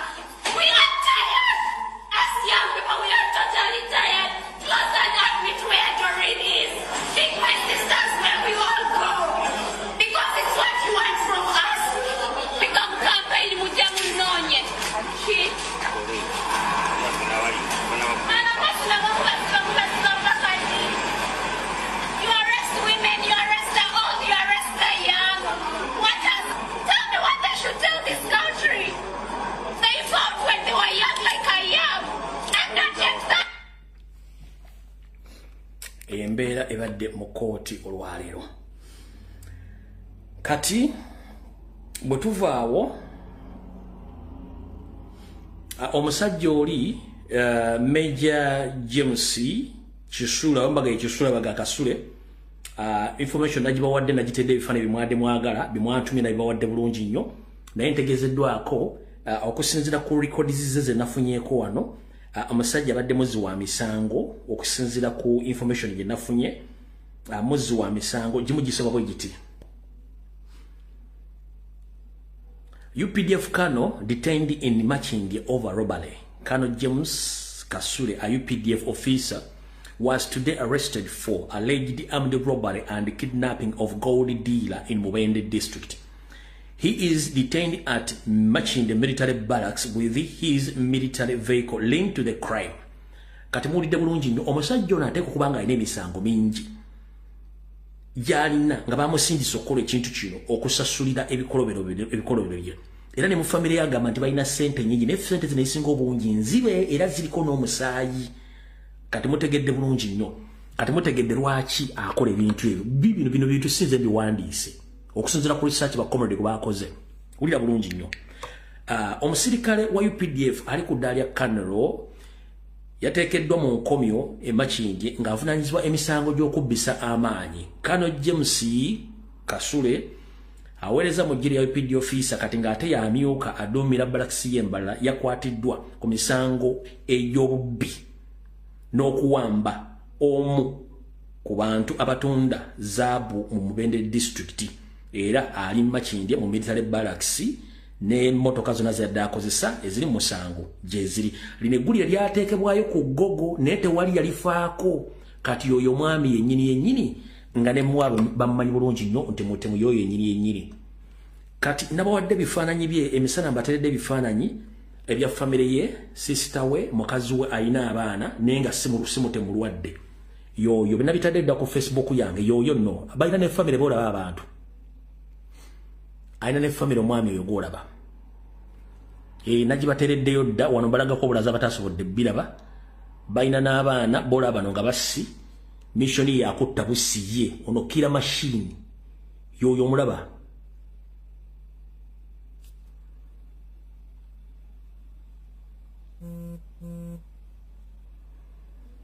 nenyina wuyo kwalisa akone mwanyina obala bulungi nnyo bebo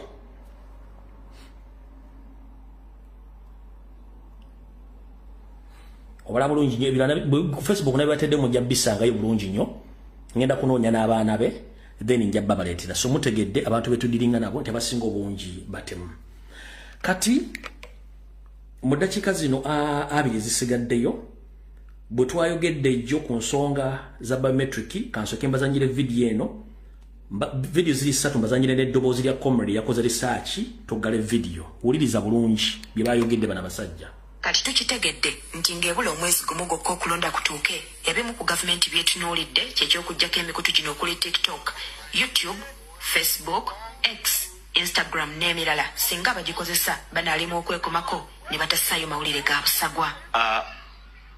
We therefore, in that spirit, pointed out that governments have been left with no choice when some of these things happen other than shutting down the internet altogether. Kiddiridde okukitegeera nga bwe waaliwo ensisinkano wakati w'obukiiko bw'ebyokulonda obw'amawanga ag'enjawulo n'abakulu bannyini mikutu mikwanira wala mu ggwanga erya Benin omwaka oguwedde n'ekigendererwa eky'okusala amagezi ag'okuziyiza amawulire agasasamaza okusaasaanira ku mikutu gino. Ne tubagamba bateekako ekintu kye batasobola kurugulatinga bulungi bakikola naye nekibayita mu ngalo kati abantu bakikozesa buli wamu engero gye baagala. Ne tubagamba n'olwekyo oluusi ebintu nga bino bwe bibeerawo ate bo bennyina bakikola tebayamba gavumenti eyesanga mu mbeera gy'okukulozinga internet esobole kujjawo ebintu ebyo abantu bye baba bakola. Kyokka mu kulonda kwa Tanzania kuno okwakaggwa yintaneti yaggyibwako era egenda okuddako ng'abalwanirizi b'eddembe ly'obuntu baakabala emirambo gy'abantu 7 abattibwa gavumenti wakati mu kwekalakaasa okwabalukawo nga bannansi tebakkanya na ngeri kulonda gye kwategekebwamu. Okwogera bino Kamugisha abadde ku mukolo akakiiko k'ebyokulonda kwe kagezeserezza obumu obugenda okweyambisa mu kulonda kw'omwaka ogujja obw'ebyenkomo. Ku luno tewali kubba bululu obunzo n'abakodyo n'abadde bakosanga okubba bululu olw'okuleeta mu ballot okuva polling station endani wabuteeka mu bokisi n'engeri zonna abantu tebamanyi engeri gyebabbamu obululu. Kuno twaleese obuuma obugenda okuverifyinga abalonzi naye obumama tebukoma kuverifyinga abalonzi bokka buverifyinga ne ballots tugenda okuba nga tuissuinga abantu. Tukitegedde nti obuuma buno tebujja kwetaaga yintaneti kukola nti kuba eryanda lyabwo lisobola okukola essaawa ezisukka mu 10 nga n'okukakasa omuntu butwala sekonda 35 zokka nga na buli ekifo awalonderwa wajja kuteekebwangawo obuuma 2. So the moment you reach and it's your turn, we shall just scan. We shall ask, of course, you have to tell us what your name is, and then we are able to scan your national ID. Immediately, the machine is going to pull up your details, including the photo. So it will pull up the name, your polling station, and your photo as is with NIRA. And we are now, the next step here is to be able to prove that you are Muhumza Solomon, who has stand up at this polling station. And that process is the verification of the voters. Mu kiseera ky'okulonda obuuma buno bwakusooka kukakasa ndagamuntu ya mulonzi ekyenkumu oba feesi ye wemu n'obukonge nga ne mu kiseera ky'okubala obululu obukonge bujja kusooka kukakasibwa obanga bwe bwakakasiddwa mu kusooka. Shamim Naiga, NTV, Akawungezi. Nze siyomba nammwe abantu balina information mwewulirireko ku ddakiika ezisembayo abantu balina information. Amuganda wange Fred nkulamusizaako nnyo kansubire nti oli bulungi gyebaleko gyonna gy'otuusako engalo Electoral Commission egenda kozesa obuuma buno bwa EVM oba buyite electoral voting machines. Obuuma buno bagenda bukozesa mu bumenyi bw'amateeka era buli unconstitution. Parliament ya Uganda terina tteeka lyonna lyali eyisiza likwata ku buuma buno.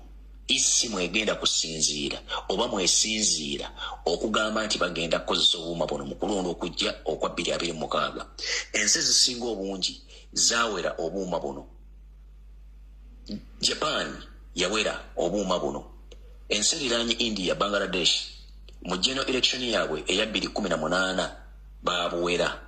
Era general election yaabwe yaddako eyaba Bangladesh 2023 baddayo ku traditional ballot. Ensi endala eyawera obuuma buno yali Germany mu 2009. Ensi endala eyawera obuuma buno yali Netherlands mu 2007. Ensi endala eyawera obuuma buno yali Ireland mu 2006. Ensi endala etaakozesa buuma buno babususpendinga yali USA ne babujja mu state zonna completely era tebabukozesa. So bana Uganda musitula amalobozi gammwe ba MPs musirise n'ebino ebintu bitambula mu biraba. Mwe mwandibadde basaale okuvaayo okwogerera abatalina maloboozi okusobola okulaba nga tukulatinga down embeera eno ey'abasajja bano abafere gye baagala okuleeta okukyankalanya okulonda okubba obululu bwa bannayuganda. Omukama Katonda bampumire. Nziremu nzanye eddoboozi lya concerned citizen omulundi gumu kandi koddiremu weetegereze naawe kinoonyerezeeko.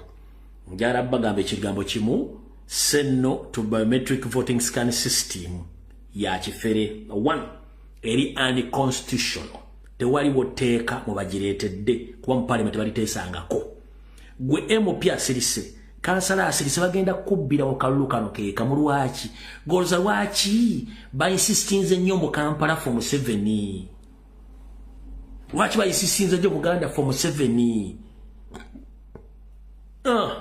Amuganda wange Fred nkulamusizaako nnyo kansubire nti oli bulungi gyebaleko gyonna gy'otuusaako engalo. Electoral Commission egenda kukozesa obuuma buno bwa EVM oba buyite electoral voting machines. Obuuma buno bagenda bukozesa mu bumenyi bw'amateeka era buli unconstitution. Parliament ya Uganda terina tteeka lyonna lyali eyisiza likwata ku buuma buno. Isi mwegenda kusinziira oba mwesinziira okugamba nti bagenda kukozesa obuuma buno mu kulonda okujja okwa 2026. Ensi ezisinga obungi zawera obuuma buno. Japan yawera obuuma buno. Ensi eriraanye India, Bangladesh mu general election yaabwe eya 2018 babuwera. Era general election yaabwe yaddako eyaba Bangladesh 2023 baddayo ku traditional ballot. Ensi endala eyawera obuuma buno yali Germany mu 2009. Ensi endala eyawera obuuma buno yali Netherlands mu 2007. Ensi endala eyawera obuuma buno yali Ireland mu 2006. Ensi endala etaakozesa buuma buno babususpendinga yali USA ne babujja mu state zonna completely era tebabukozesa. So bana Uganda musitula amalobozi gammwe ba MPs musirise n'ebino ebintu bitambula mu biraba. Mwe mwandibadde basaale okuvaayo okwogerera abatalina maloboozi okusobola okulaba nga tukulatinga down embeera eno ey'abasajja bano abafere gye baagala okuleeta okukyankalanya okulonda okubba obululu bwa bannayuganda. Omukama Katonda bampumire. Alright, kati amalo gendako wano malo tuteekako wano katono wano internet waliwo messages endaba eziyitingana wano tukonfirm nga sinnafundikira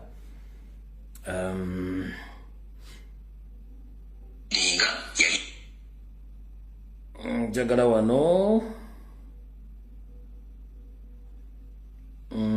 mala okulaba wenyini kubanze ngenda wano ku president yenyini page ya president teriwo ekintu kyona kiraga nti is under danger. Bwengenda kuya ghetto engenda ku ya ghetto tewali kintu kyonna kiraga nti president ali under threat, ali under danger. Wengenda ku olujuliro tewali kintu kyonna kiraga nti president is under danger. Tewali kintu kyonna kiraga. Bwengenda ku Sama Uganda dakika 5-6 oluwe the president ne team tuli fine ne camera ne byokulwanyisa byaffe. Kati gawandise comment eyo n'ogamba ati president ali mbuzibu atali safe, monna ngenda kugamba genda ewammwe oli amagi empogola olireka ebinyeebwa ne fenesa akone kasoli omwoki bumala webikke kubanga ensirimu ina nyingi osobola zikuba mu nyumba yammwe kubanga tolina mosquito net. Bwente wenjo kugamba ebisigadde abantu abasinga obungi ddamu ekiwandiike wano nkulage toyinza obutaddamu kuwundabako wano ku internet. Muntagi ngerinnya wano njagala linnya wano mu kublocking litajja kupozi nga linsanga ku YouTube. Mu kublocking wano amaze okuyita wonna waliwo yagamba sina na kifana cha president kwa account za waliwo neyakyogera zizo eya account. Muntagi ngerinnya byo togenda kuddamu kulaba wano wokola otya. So ndowooza byebyo bannange. N'ensonga eyo video ngimaliriza mukama bankumira takumira mpeera okujja nga tekina kyetagisiza enkya president agenda ggulu naye eggulu okusinziira ku information gye nnina office yaffe bagirumbye ne bamenyaamenya buli kimbabuza ku bokyajjokya venues ezisinga obungi tebagenda zitukkirizaako genda kubeerayo sikafu mungi nnyo era bayinza n'oteekawo ku blockinga buli kimu. So tusabire president ne bacomrade basigale nga bali calm and safe asobola okuva mambuka eyo na bikimu kitambule bulungi.